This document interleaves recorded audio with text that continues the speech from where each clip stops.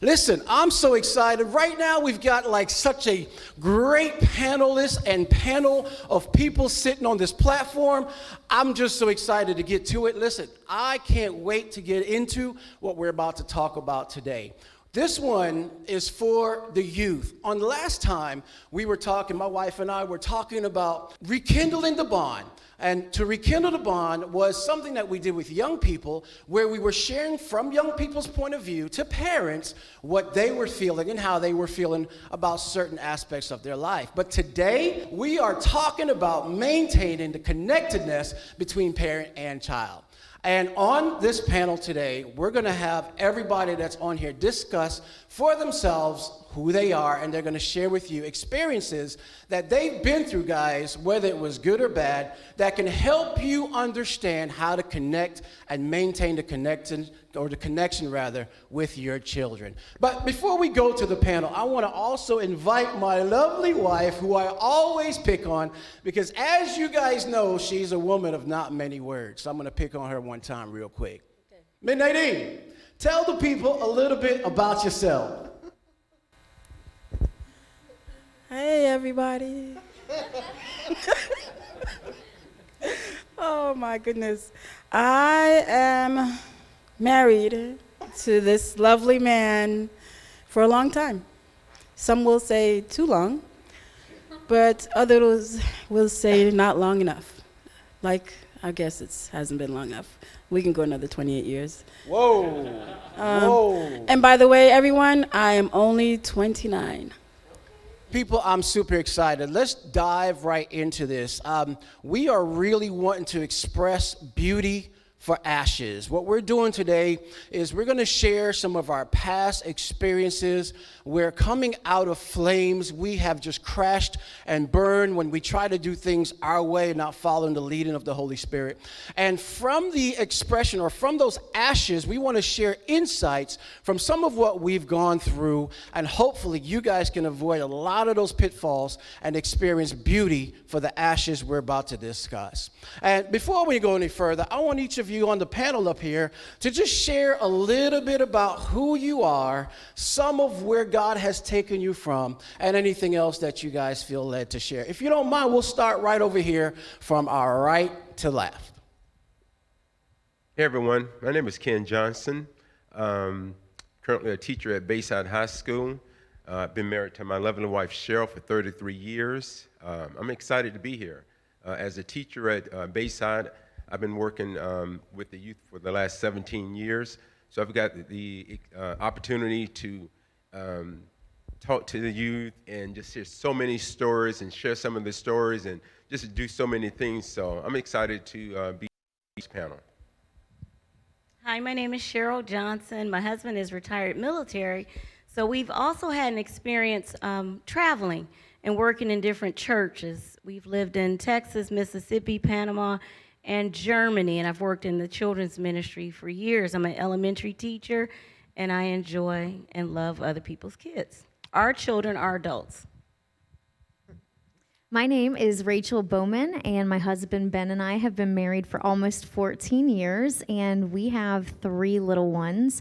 I am an elementary music teacher right up the road here at University Park Elementary, and it is just such a joy that God takes our struggles just as parents or as a teacher, and He teaches us those amazing lessons through those times and makes us more like Him. And my name is Ben, and I'm in pest control, but I was in youth ministry for about 15 years, and worked with students for a long time, and put on camps and all kinds of fun stuff. I was mostly in it for the fun stuff. But my wife and I both have just been involved with students and involved in youth ministry, it seems like, since we've been married, and we're just really excited today to share with you what God's laid on our hearts. And also, I have to admit, I'm excited to just learn lessons from the people around me on the stage of all the things I'm doing wrong. So I'm wanting to learn. Yeah. Well, with all the things you're doing wrong, there must be some things you're doing right as well. As you guys know, this is Miss Nadine, and I'm Pastor Dave. We're just going to go ahead and pass the buck. Hello, I'm Kaya Frazier. I'm 29 years old. I have 3 daughters, age 9, 5, and 1. I came up under Pastor Dave and Miss Nadine. I've known them since I was 14 years old, so I participated in the youth ministry with them. A lot of good experiences, and also in my life, I've learned a lot of lessons. So. My name is David Allen, and this is my wife, Beth. We've been married just over a year. We are a blended family, so I have 5 kids. She has 3, so that's 8 total, 4 boys and 4 girls. 7 of those kids do live at our home half of the time, and the other half they live with their other parents. So we have lots of time with 7 kids in the house and lots of time with none. And today is none. So we're able to come here and do this. We also serve at our local church as the leaders of the young adult home group. So really we have children of our own from 7 to 20. And then we have other young adults from probably 18 to currently about 25. And we're kind of just trying to figure out how to lead this wide gamut, dynamic group of young adults to success.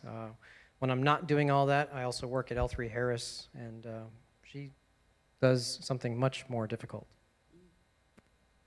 My name is Beth. I'm a stay-at-home mom to our 7, and most of that involves lots of cooking, and they do their own laundry, which I highly recommend. That's great. And just, mom taxi and keeping everybody happy and healthy, and I can't wait to share some of the things that I've learned and glean from what you guys have learned, and let's do this thing. Hi, I'm Angelique Cooper. My husband and I have been married for about 16 years, but we've been together for 24, so we're high school sweethearts. But we weren't very sweet because we were in the world, but we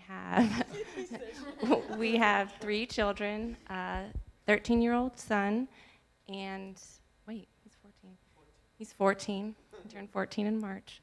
14-year-old son who I homeschool, and then we have a 12-year-old daughter who's special needs, and she keeps us busy, and our 8-year-old who I also homeschool. So, I'm Derek Cooper. I'm currently a youth pastor. I work with teenagers. I've been doing that now for 15 years. So it's been a blessing to reach the community and at-risk teens. Just can't wait to learn and just hear what everyone else has to say. It's definitely a blessing to be here. Well, I think that's awesome. Listen, this is your opportunity to go ahead and connect or call somebody and share this link. We want to give parents everywhere and young people an opportunity to hear from our experiences. Everybody on this stage, they've got kids, as you've heard, from 1-year-old all the way up to 26 years old and even older than that. But we've got kids and we've got experiences that we want you guys to be able to benefit from hearing some of our mistakes and also some of our triumphs. And again, our main focus today is how to maintain the connectedness with our children. And as you know, and everybody on here knows, that's a challenge. I mean, there's times where we want nothing to do with our kids. We want them out of our house. We want to be able to just go do what we want to do. We want to walk around the house however we want to walk around the house. And sometimes that's a challenge. So I want you to connect or call somebody and share this link as we get ready to dive into the very first question. I promise you this is going to help us all. All right, so the first question, and at any time, if any one of you just say, you know what, I want to take that, this is just a fireside chat, okay? There's no rigidness. We're just going to ask, and then if you feel led, jump in and share your insight, okay? And you guys that are watching, feel free to comment and maybe ask questions at home as well. One of the things I want you guys to understand is your question will get answered. We may not be able to answer it right now because you're watching it live, but what we can do is come back and respond to that as well. All right, and honey, thank you again for being here. The Unveiling Part 5, guys. This is exciting, showcasing the love of God. First question, what have you, or what has been some of your greatest challenges while trying to maintain your connection with your young people? What has been some of your greatest challenges that you've had to deal with while trying to maintain the connectedness with the children you're raising? Anybody can take that.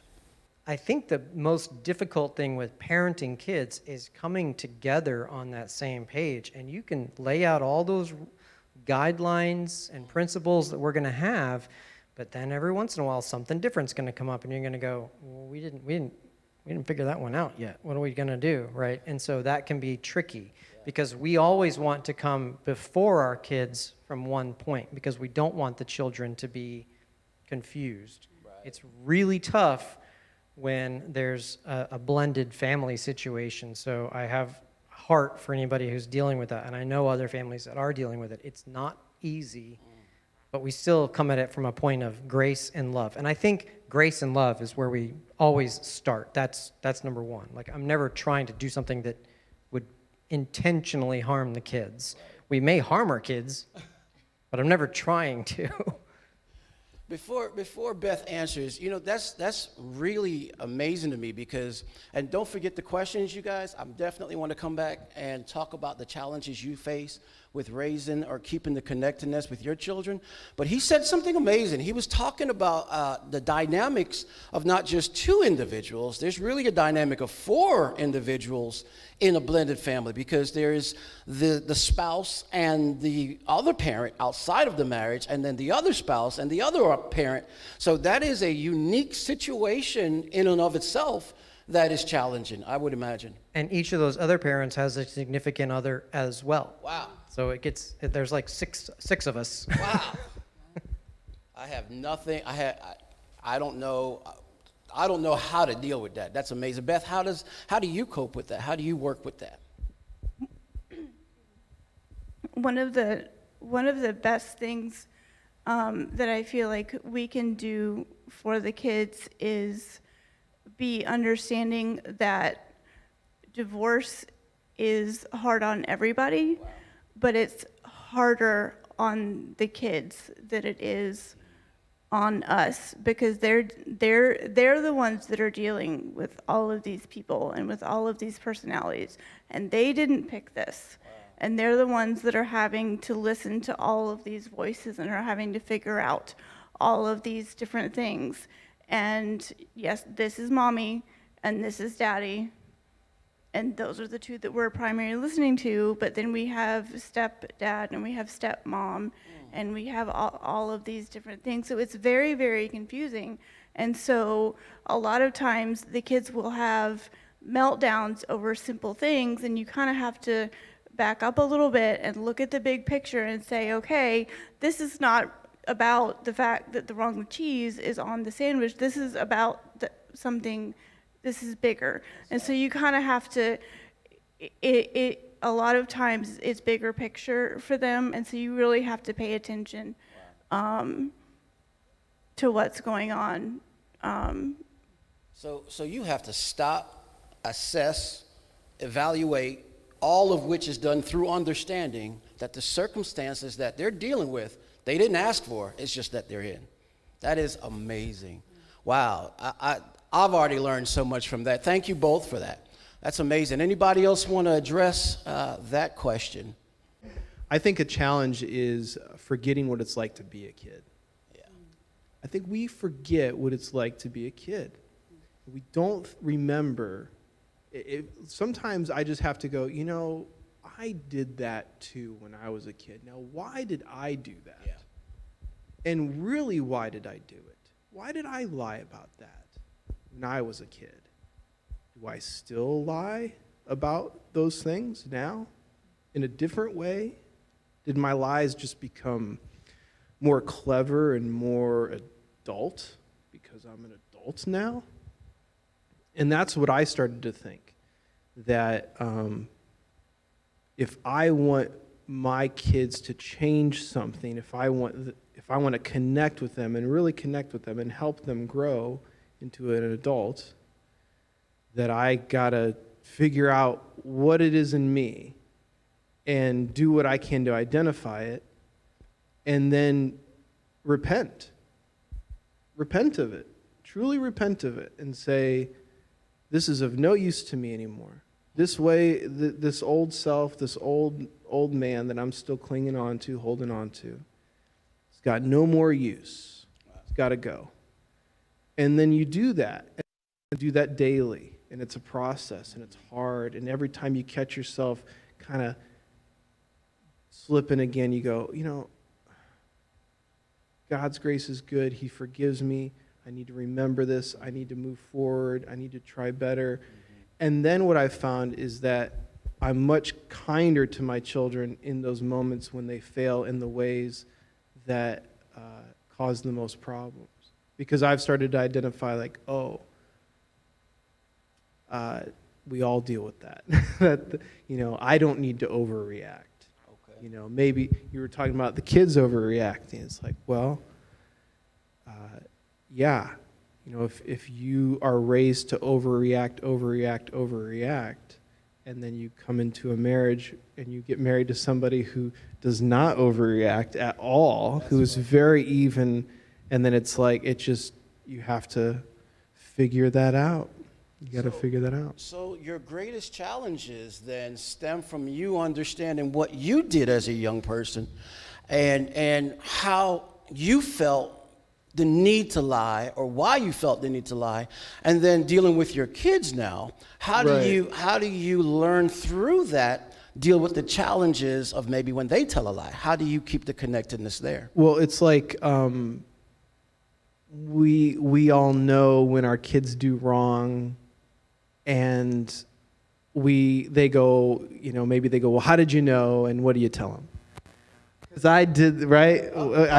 You're about to chime in. I let them know that I have eyes in the back of my head. Yes, you have eyes in the back of your head. But the extra pair of glasses and the Holy Spirit is going to let me know when you did something wrong. And I promise it did so many times. Right. So that's a good point. You have eyes in the back of your head because you have vision of the past, because you have vision of what you did. So you know. You invented that, right? It's like you think you did that. I made that up. You know, like I perfected skipping school. You know, it's like I knew. It's like you think you're getting away with something. I really knew how to get away with something, and then you realize, oh, why are they doing this? Something's going on. There's a deeper thing. You know, there's a deeper issue. It's a deeper thing, and yeah. You know how it does take a village to raise the children. I was going to ask that later. It takes a village to raise our children. And thank God so many other adults like Pastor Dave, Miss Nadine, other people in the ministry, other teachers, neighbors are looking out for your children when you're not there. So if they do something wrong, or if they're in the place where they shouldn't be, another adult, hey, Cheryl, I saw, and I'm like, really? Okay. So then when I get home, oh, how was school today? Or, you know, I will never tell them that somebody else told me something, but it could be something just little, and just guiding them so that they're on task and helping them to stay on the straight and narrow. It's the other people, the other adults, the grandparents, like I said, the village that helps you to raise your children. That's good. To keep the connectedness. And then that leaves instead of me fussing at them or putting them on punishment, but listening and having an open conversation, that builds the relationship, and you stay connected. That's awesome. So I was just going to say that one of my biggest challenges is always expecting kind of what you said with what Dave said, that we each have our own past, our own things. And so me expecting that my kids are thinking the same way that I am thinking as a grown-up, and forgetting, like Ben said, that they're kids, but then also not putting on them the things that I want them to be when they grow up, because God has made them different and He has made them special. And in order for me to honor them as my child, but also God's child, I have to remember that there's a bigger picture in all of this than what I can see. And so as I'm there trying to either, like as a teacher, I always get caught up in the teachable moment. I'm sure you think of this all the time. Any parent who is also a teacher, whether it's homeschool or in the school system, teachable moment. And I have to stop and not get so caught up in whatever that correctedness is that they need, to just remember that the first and foremost thing that I have to have with them is a good relationship, and that they have to know that they're loved, because otherwise they're not going to receive whatever it is that I'm saying. So that's my biggest challenge, is that I don't always see what they need, and I don't always identify it, because I'm just in it for what do I need, or what did I need as a kid, but what do they actually need as God has created them. So awesome. Let's jump over, if we can, to Angelique, because I know I saw your hand a little earlier. Okay. So like kind of to piggyback off what everyone was like, what you were saying about, you know, we were raised differently. We have different experiences. We have different likes and dislikes. And part of the, like what I like cooking or this craft or whatnot, my child might not like that. But so the biggest challenge is getting into what they're into. And sometimes I think what our kids' generation is into is not electronics, but just, it's just different. Yeah. So finding a way into their world and being able to be there with them and enjoy it, Yeah. I think makes a big deal in staying connected with them. And then also just being able to be open and honest, like when your child does lie, you know, I have a tendency to not be judgmental, but kind of like want to just kind of like jump on them. Yeah. But you know, the last few years, I'm like just being more open and like, okay, I understand. You know, you're afraid that you're going to get in trouble, but it's better if you're just honest with me. And that helps them to be more open in the future.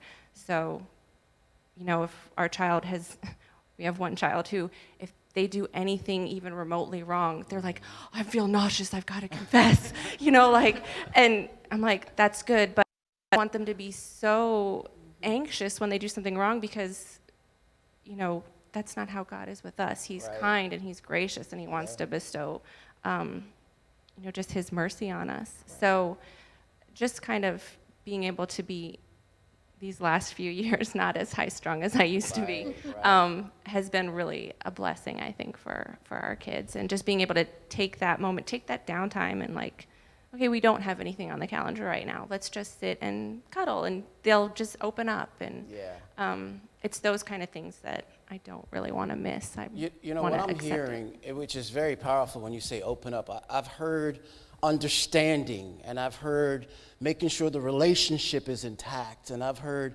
a community to raise a child, and I've heard just making sure that kids open up. I think every parent desires for their child to be open with them, to talk to them, but yet some of us do a really daggone good job of pushing them away. And I think if we can just really tackle that, and I definitely want to hear from Kaya, being a single mom as well, a little bit though, when we get back to the two questions, the 2 points we want to talk about. Because parents, I know somebody at home is struggling, saying, how do I get my child to open up to me? And a lot of times, Miss Nadine and I get a lot of flack because kids open up to us. We find ways in our busy schedule to create space for them, and they open up. And a lot of times our poor kids got a lot of flack because one of the things that would happen is they would assume that our kids are telling us information. And as youth pastors, you guys know, and as leaders, you know, a lot of the information isn't coming from our kids. When they feel that they are genuinely loved by you, not just you're not just another agenda or something that just needs to be checked off the checklist, but they feel that you enjoy spending time with them, they're going to come to you. One of the scariest things that any youth pastor can tell you, or any leader can tell you, is when a child says, and I'm sure as teachers, you must get this as well. Can I tell you something? When a child tells you that, when a child comes to me and tells me that, can I tell you something?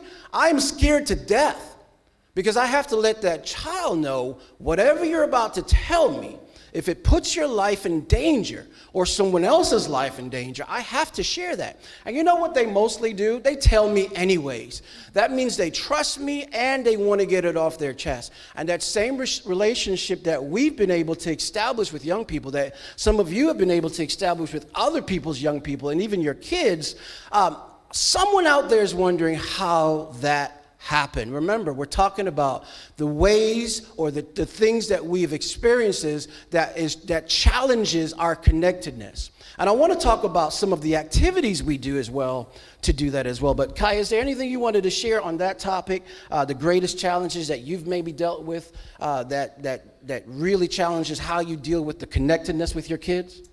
I would say for me, is recognizing, like what some of them said, is recognizing my daughter, especially my 9-year-old. She's not me. She's not like me. She's not the way I used to respond and react as a child. She's not like that. She's very bubbly and happy, and and sometimes she can sink into herself. So for me, it's recognizing that she's not me. So when she does certain things, for me, it's like, why would you do that? But then she's like, well, Mom, I just, and I'm like, oh, okay, well, whatever. So I try to recognize that she's not me. The way I grew up is not how she's growing up. And I make sure I try to hone in on that, because I don't want her to grow up afraid.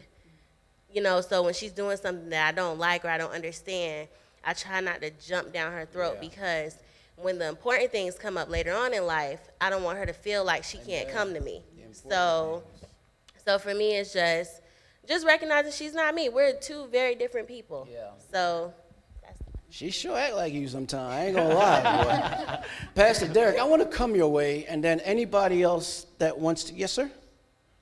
Pastor, I would just like to add, and you touched on it a couple of minutes ago. You said it, but I would like to say, remembering to make time for your kids. That's awesome. One of the things I remember from our relationship when we got married years ago and we first started having kids is we were all about our kids. Mm-hmm. We didn't send them other places. We would go to church, Bible study. We did all of that. But before church, we would get them out and about. We would do things with them. After church, we would get them out and about. I mean, we made sure we made time. Everything we did, we made sure we made time for them, because if we're not making time for them, someone else will. Wow. And it's given the opportunity for someone else to make that time.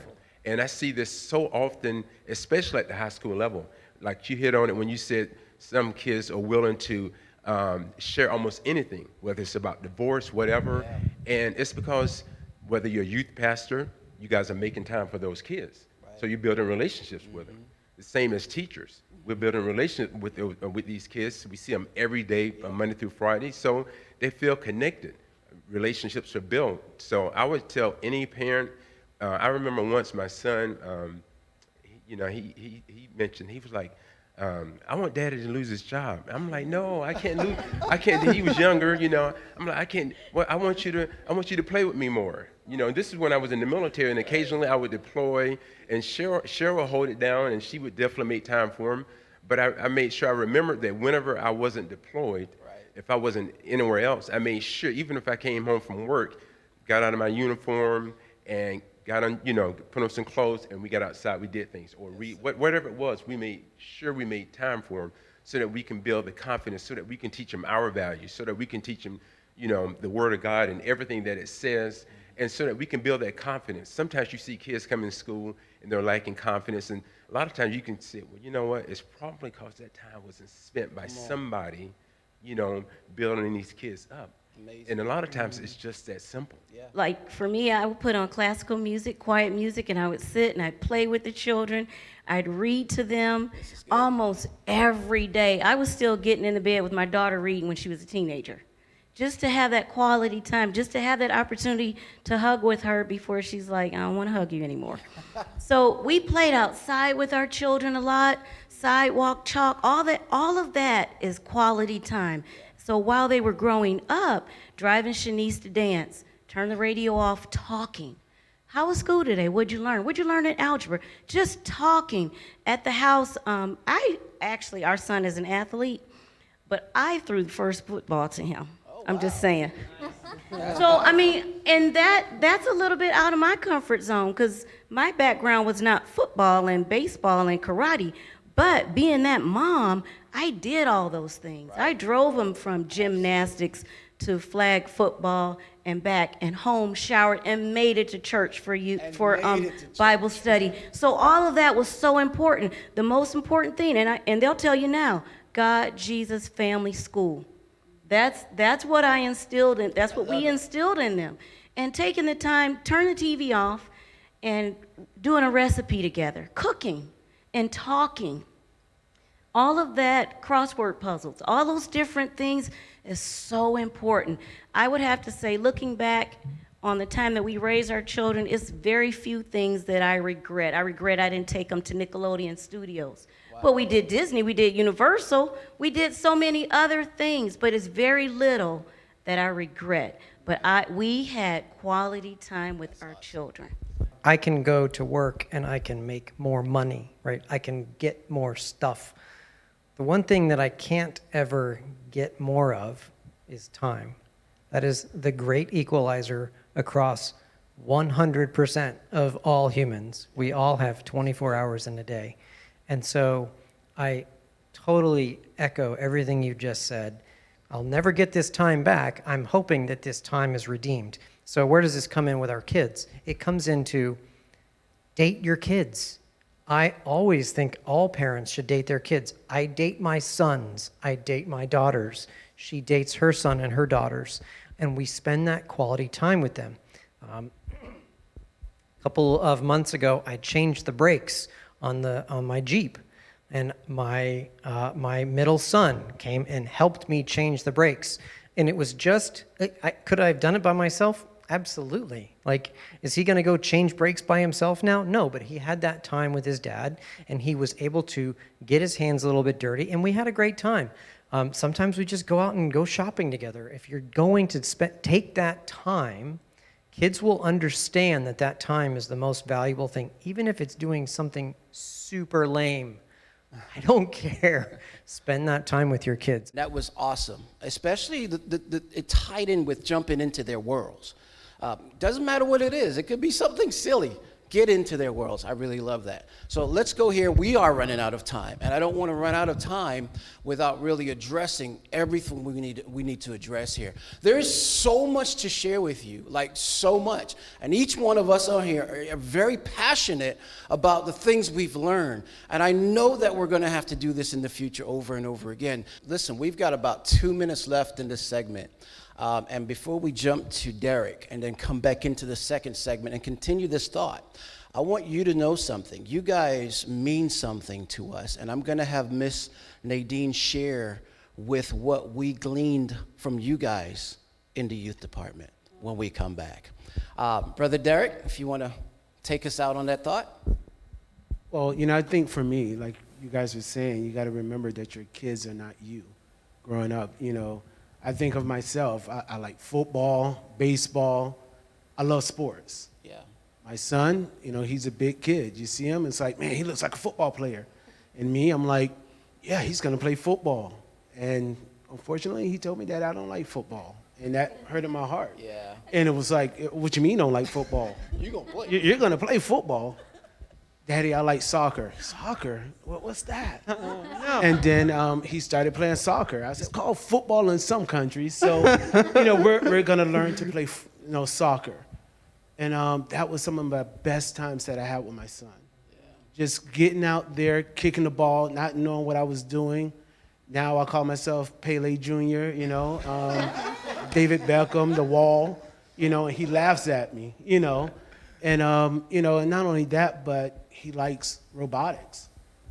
And I had to get into robotics. I have no clue what it is, but he tells me, hey, I programmed this thing to do this. And I'm, okay, well, wow. That's what you're doing. All right, son, I believe you, you know. Come back when it can play football. Yeah. and so it's just good. You know, now I have that relationship with my son where he's coming to me and telling me some of the things he's like.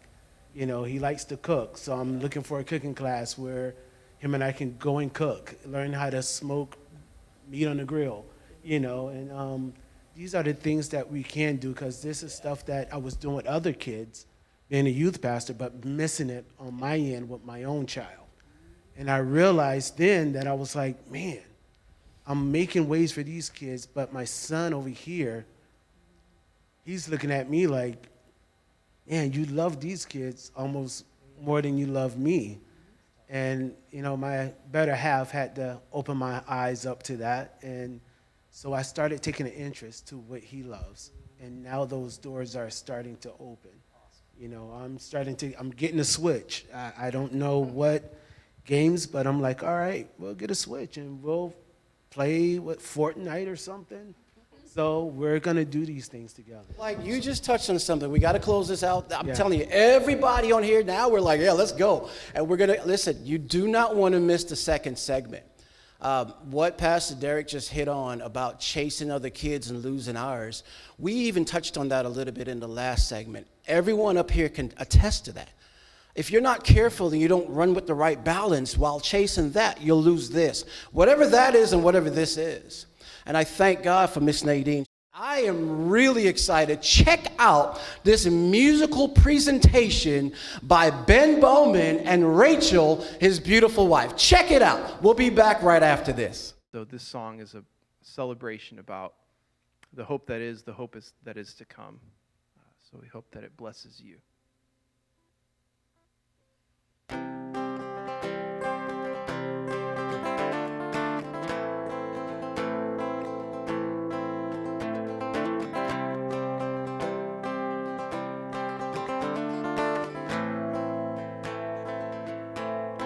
Rain is coming, I can't hold it back.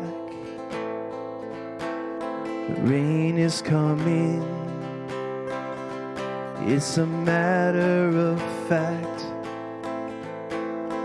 On the horizon, every distant shore, the rain is coming. It's the glory of the Lord. You will rend the heavens, you will split the skies, you will rule the nations every day and night. On your throne of justice, with your power and might, nothing is impossible.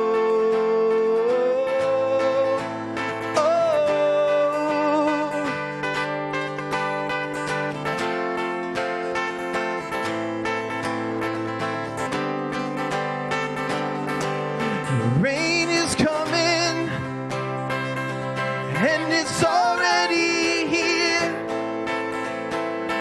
Rain is coming, a revival is near. Over all of creation, see the shining sea. The rain is coming, the world has never seen. Oh, you will rend the heavens, you will split the skies, you will rule the nations every day and night. On your throne of justice, with your power and might, nothing is impossible. Fire goes before you as the trumpets sound. Angels come together for the harvest now. Everything is changing, and it's gonna get wild. All things are possible.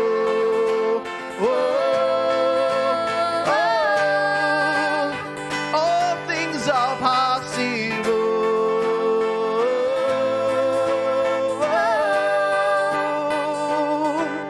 Send your rain, send your rain over all the earth. Lord, send your rain, send your rain, send your rain over all the earth. Lord, send your rain, Lord, send your rain, Lord, send your rain over all the earth. Lord, send your rain. Yeah, yeah, yeah. You will rend the heavens, you will split the skies. You will rule the nations every day and night on your throne of justice with your power and might. Nothing is impossible. The fire goes before you as the trumpet sounds. Angels come together for the harvest now. Everything is changing and it's gonna get wild. All things are possible. Whoa, oh, all things are possible. Whoa, yeah, yeah. Man, that was an amazing praise and worship. Rain is coming. Nothing is impossible. Listen, you can count on God. I don't care what it is that you got dealing with at your house. I don't care how bad it looks between you and your children. Nothing is impossible. Hang on, hold on. When you've done all that you know to do, keep standing because rain is coming. What an amazing performance by Ben and Rachel Bowman. And I don't even like to use the word performance. That was ministry at its finest. Thank you guys for that. That was awesome. We love you. We appreciate you. The Unveiling, Part 5, maintaining the connectedness. We're out. God bless you guys.